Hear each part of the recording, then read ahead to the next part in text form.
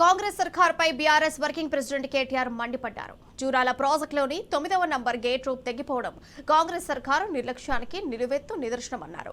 ఒక్క ఇటుక పేర్చడం కూడా చేతకాని ముఖ్యమంత్రికి కనీసం ఉన్న ప్రాజెక్టు నిర్వహణ కూడా రాకపోవడం వల్లే ఇవాళ జూరాల ప్రాజెక్టు డేంజర్ లో పడిందని ఆగ్రహం వ్యక్తం చేశారు.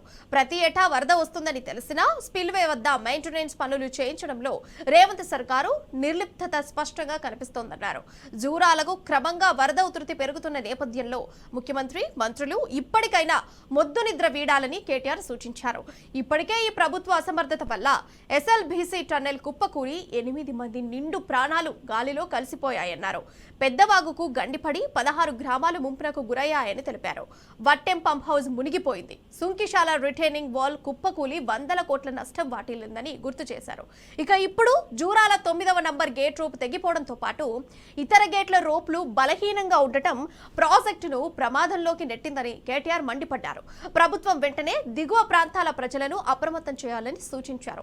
అటు ఎగువ నుంచి పెరుగుతున్న ఇన్ఫ్లోను ఎప్పటికప్పుడు అంచనా వేస్తూ పకడ్బందీగా వ్యవహరించాలని తెలిపారు. జూరాల ప్రాజెక్టుకు ఎలాంటి నష్టం వాటిల్లకుండా జాగ్రత్త చర్యలు తీసుకోవాలని కేటీఆర్ కోరారు.